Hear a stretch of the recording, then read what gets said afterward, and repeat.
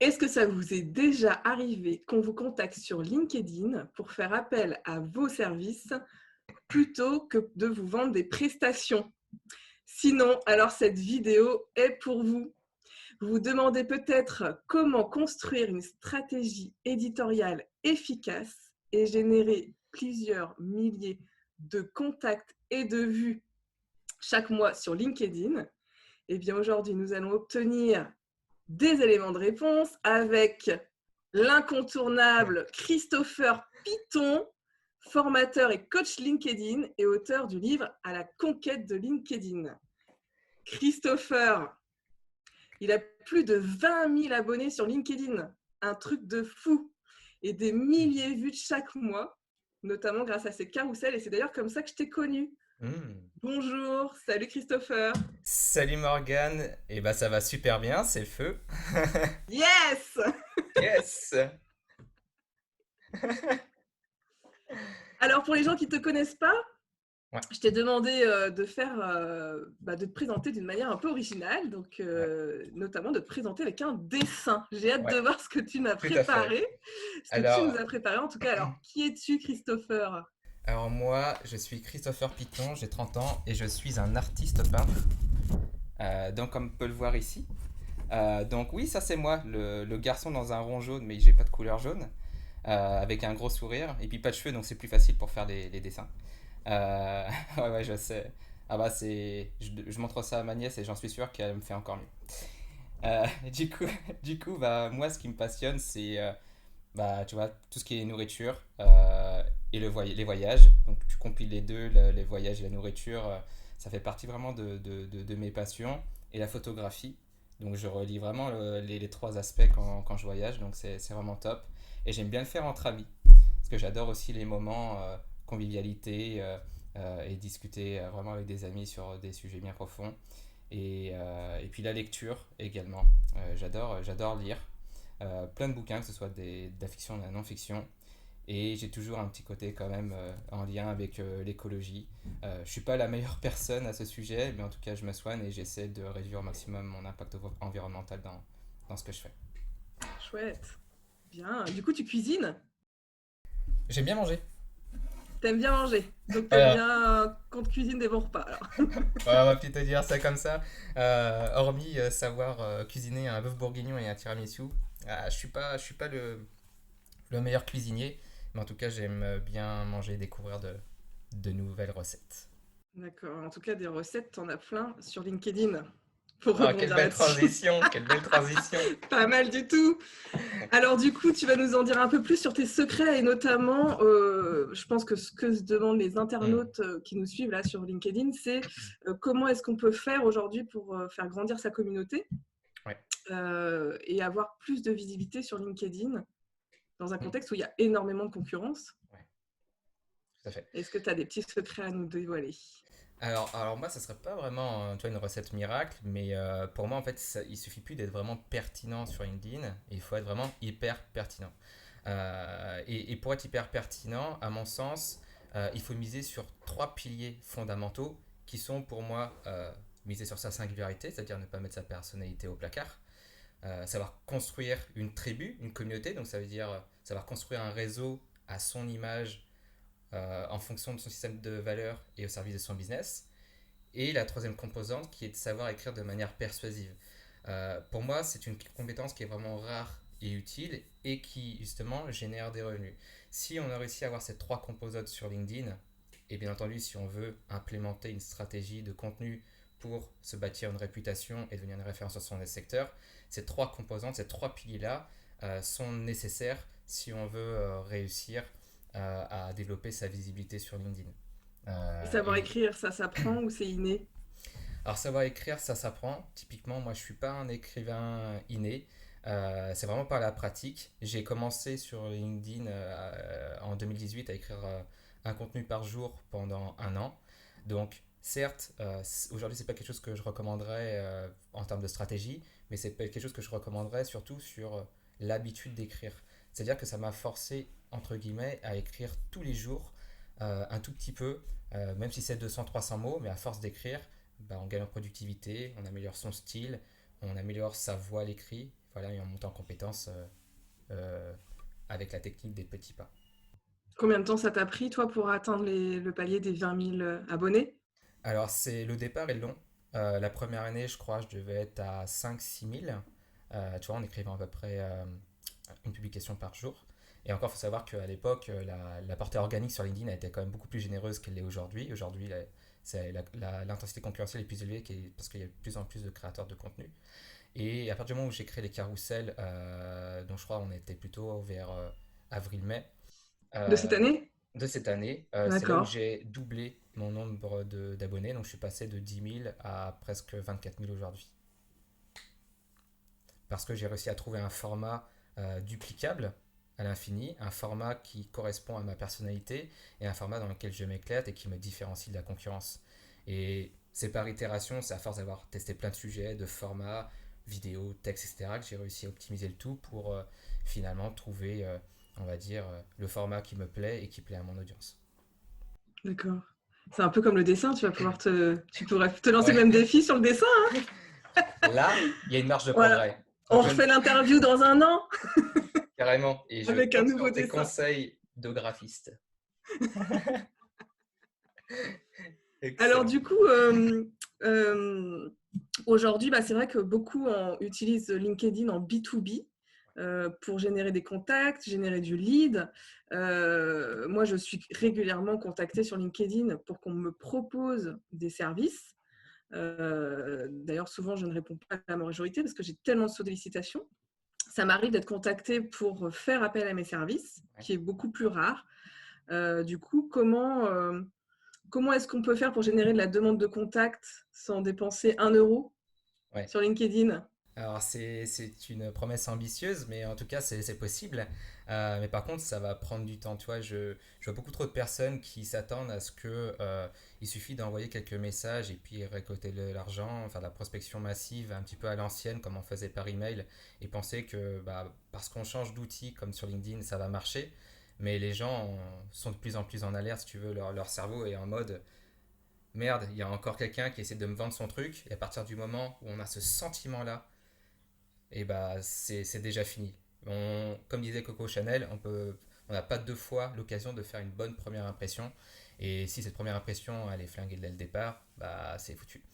Donc l'idée étant si on veut justement attirer à soi les prospects, c'est-à-dire si on n'est pas dans une stratégie de prospection, donc j'ai rien contre la prospection, mais si on est plutôt dans une stratégie inverse et qu'on peut se permettre de le faire en fonction de nos ressources, c'est vraiment cette stratégie de petits pas de laisser des commentaires constructifs sur un maximum de posts en fonction de sa charge de travail et sur des posts qui peuvent potentiellement te générer aussi de la visibilité et de la crédibilité, une sorte de entre guillemets parasitage positif. Et à côté de ça, et en parallèle, créer du contenu avec un angle unique. Parce qu'aujourd'hui, il y a énormément de gens qui publient du contenu, on a la sensation de voir les mêmes contenus, les mêmes sujets, les mêmes conseils repassés en boucle. L'idée, c'est de se dire, ok, tout a déjà été dit, mais comment moi je peux retraiter un sujet qui a déjà été dit avec mon angle et avec une approche différente. Donc ça, c'est sûr que dire comme ça, c'est un peu bateau, mais à force de pratiquer, on finit par réussir à trouver des angles un peu nouveaux, et l'idée étant de, de travailler sa curiosité, d'aller chercher des idées ailleurs, de lire du contenu ailleurs en dehors de LinkedIn, par exemple ça va être sur YouTube. Moi je m'inspire beaucoup de vidéos de divertissement, de reportages, même de films ou de séries sur Netflix, et également de différentes lectures, que ce soit de fiction ou non fiction.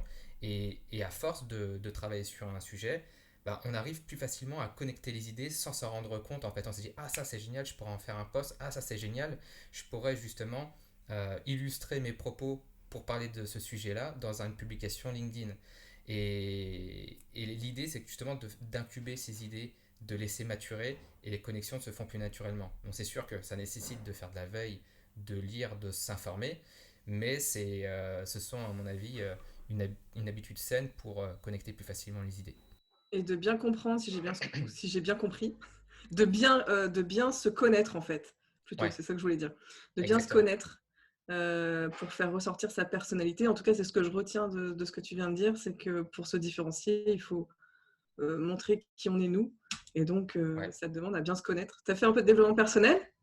Non, mais j'ai lu des bouquins sur le sujet, et même si je suis pas non plus, tu vois, quelqu'un qui va promouvoir le développement personnel, j'ai quand même indirectement cette approche-là qui vient dans la globalité de mes contenus. Donc, voilà, enfin, ça fait partie, on va dire, intégrante de ma communication. Ouais. Ok. Alors du coup, c'est à partir du moment où je vais publier des contenus et où je vais faire ressortir ma personnalité, je vais attirer à moi des personnes finalement qui me ressemblent C'est ça. quelque part et faire grandir ma communauté. Et Mm. c'est là que, en étant pertinent dans mes contenus et dans la manière dont je les propose, je vais avoir des prises de contact Ouais. autres que du démarchage, C'est ça. du Ouais, exactement. porte-à-porte LinkedIn. Ouais.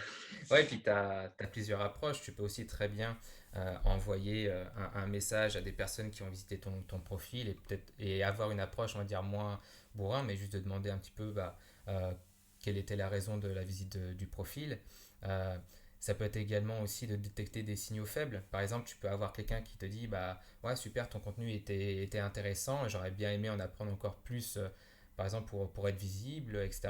Ça peut te dire ah il y a peut-être quelqu'un qui est intéressé par un service, sans pour autant envoyer une demande question de dire ah j'ai eu la sensation que tu étais intéressé par mes services, mais plutôt de dire bah voilà tu souhaites en savoir plus et est-ce que par exemple en te partageant cette ressource-là, ça pourrait être plus utile. Et après, si la personne voit un intérêt et que tu crées un lien de confiance, tu crées davantage de messages, peut-être qu'elle montrera un intérêt pour tes services et auquel cas, ça se fera plus naturellement.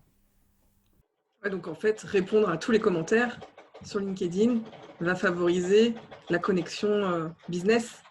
Ouais, en partie, ouais. Tout à fait. Super. Et du coup, quel service toi tu proposes? Moi, je propose c'est un accompagnement sur 3 mois pour aider les indépendants à développer du coup leur activité grâce à une stratégie de contenu bien huilée. Ce qui signifie euh, les aider à monter en compétences en écriture, définir avec eux leur voix à l'écrit, clarifier leur positionnement de manière à ce qu'ils puissent avoir, on va dire, les bases solides pour développer leur réputation sur la plateforme et tirer profit de LinkedIn. Ouais. Et d'où est venue l'idée de créer ce livre à la conquête de LinkedIn? Ouais. D'où est venue l'idée, c'est tout simplement parce que j'ai été recommandé par Stanislas Leloup de Marketing Mania, parce que justement la maison d'édition Erol cherchait un professionnel qui puisse rédiger un bouquin sur ce sujet. Donc on était plusieurs sur la select, on va dire. Et du coup, moi après j'ai proposé un projet de livre qui était très très dense. Et mon projet a été retenu. Et du coup, je me suis lancé dans cette aventure. À la base, j'aurais bien voulu écrire un livre, mais je ne pensais pas dans l'immédiat. Mais comme cette opportunité s'est présentée, je me suis dit, ça serait vraiment dommage de la laisser passer. Mais j'ai dû quand même me poser pour me dire, voilà, est-ce que c'est le bon moment pour moi ou pas, en fonction de ma stratégie et là où j'en suis.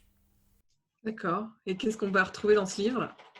Alors dans ce livre, du coup, moi, je vais partager en fait mes expériences et mes différents concepts, tu vois, clés pour développer l'activité sur LinkedIn de la personne qui lira le bouquin et quelles que soient les mises à jour.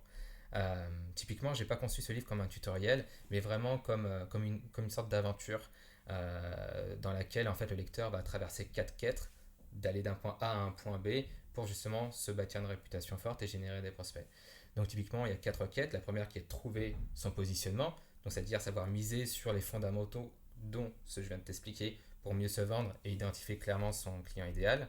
La deuxième quête, c'est de déployer sa stratégie, donc c'est-à-dire comment gagner la confiance d'un inconnu sur LinkedIn et construire un réseau au service de son business. Donc tu vois les approches que tu parlais tout à l'heure, justement, moi c'est pas des approches bourrin que j'explique dans le livre. Savoir créer des contenus qui font mouche, donc c'est-à-dire Qui font utiliser. mouche. Ouais, elle est pas mal celle-là. et, et du coup, c'est utiliser des méthodes concrètes pour savoir raconter des histoires captivantes et véhiculer des messages avec un peu plus d'impact et plus d'émotion. Et la dernière quête, c'est devenir la personne à contacter pour ce service. Donc, c'est-à-dire comment réussir à se démarquer des autres grâce à sa personnalité. Donc, savoir comment injecter de la personnalité dans ses contenus et comment installer une bonne routine pour pouvoir générer des prospects sur le long terme. Voilà. Oui, par rapport à la routine, justement, toi, tu publies maintenant à peu près une fois par semaine. Ouais, c'est Est-ce ça. qu'on est obligé de publier tous les jours sur LinkedIn pour se donner une visibilité?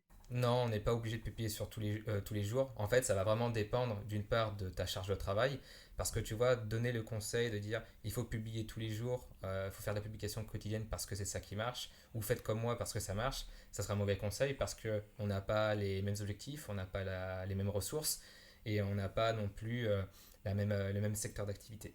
Donc l'idée étant plutôt de se dire, mieux vaut commencer au tout départ par laisser des commentaires constructifs tous les jours et en parallèle commencer à créer au moins un contenu par semaine et en fonction des feedbacks et en fonction de la charge de travail, si tu sens le besoin d'augmenter la fréquence, bah, tu pourras augmenter la fréquence le mois d'après à 2 publications par semaine jusqu'à ce que tu puisses trouver le bon équilibre entre ta charge de travail et, et par rapport à ton audience, qu'il y a des audiences qui n'apprécient pas voir 36 000 contenus, surtout s'ils ne sont pas bons.